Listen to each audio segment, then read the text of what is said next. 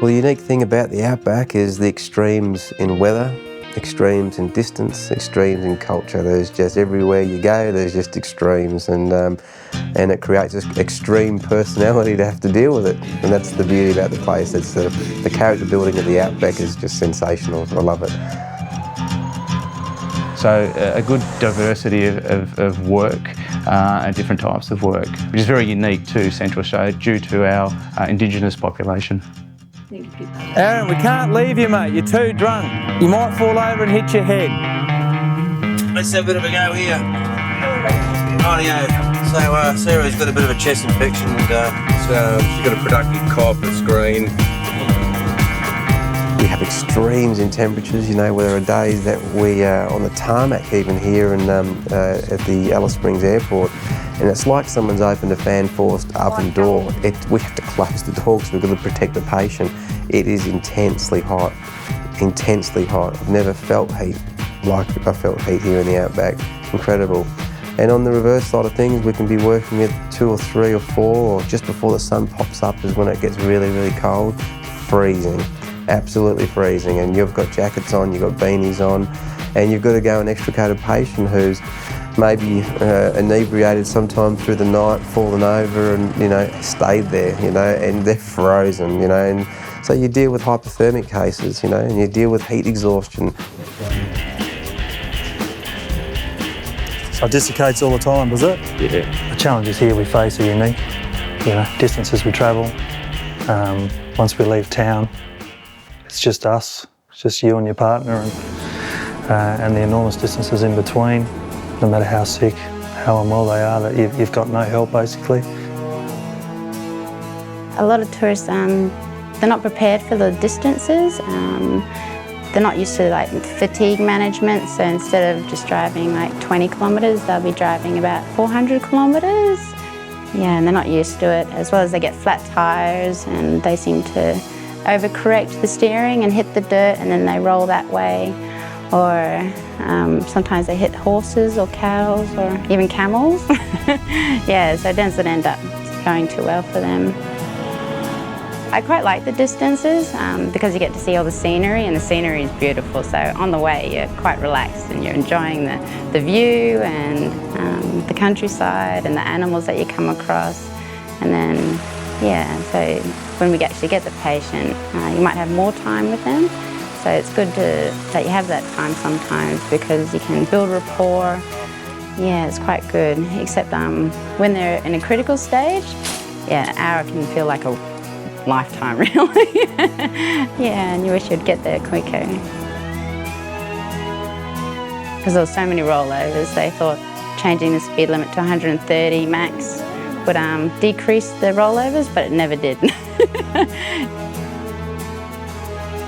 We get lots of visitors who come up to Alice Springs who work elsewhere in Australia and come on road for a road trip and get a feel for it. And it is exciting, it really is exciting to see how the medical profession all around the world all have their different predicaments, all have their health challenges and their social dysfunction and so on. So it is a very unique way to see a place. In Alice Springs, most of them come up and they're overwhelmed by firstly the volume, the amount of work we do in this little town. There's only 25,000 plus people, but we don't stop in the ambulances. So initially they're amazed that the calls just keep coming through. Donald, just sit up there, buddy. There we go. A very unique culture, certainly very different to anywhere else in the country. I guess it's so small, it's really in your face. We have a high rate of trauma, plus a high rate of really unique clinical work as well. Most places tend to have a staple diet of certain jobs, where Little Alice Springs gets the whole lot. It's the burger with a lot, and it keeps you on your toes for that reason. So it is exciting, and that's Alice Springs. You're safe, okay? I actually left for a brief while I went to Victoria, and it was a shock for me to go there. You walk into a house and you're handed their history, their medications, you know, how long they've been sick, how long, and I'm not used to that here. Because one of the biggest issues we do have in Alice Springs are communication and getting a history out of the person, and learning the ways to communicate and to get the best answer that you can, and the best history you can. So for someone to come from somewhere else, it's definitely an art. It took me a long time. It took me probably 6 months to get used to it, and once you get used to it though, it's quite easy. You can get jobs sometimes, you know, you'll get a job and you don't know where the patient is, but we've got to go and find them, or they're on some dirt track off the Tanami somewhere, and it can take an hour and a half, 2 hours just to get there, and you've got to take a sat phone with you, which may or may not work. It should do, but hopefully we've got some level of communication. And it's those distances on your bitumen, then you got to get off onto your dirt tracks. On your dirt tracks, you've got kangaroos, you've got camels, you've got wild brumbies crossing the road too. You've got these little signposts, and the call will come in and say, well, you'll see a fridge on the side of the road that says Anderson's property or whatever, and you've got to see that fridge and go down this dirt track, which doesn't look like anyone's used it for a while. Yeah, the Outback definitely makes it worthwhile in so many ways. Plus the people are quite, get along with each other, and yeah, it's easy to make friends, so everybody knows everybody. You be careful, little fella. Try and behave yourself. So everybody gets affected. It's quite unique like that. If the bush wasn't so close, you most probably wouldn't cope so well. Yeah, like when you're not at work, a lot of people go out camping and like bushwalking, mountain biking, rock climbing, caving is quite good. You've got a lot of options to go out to get away from it all.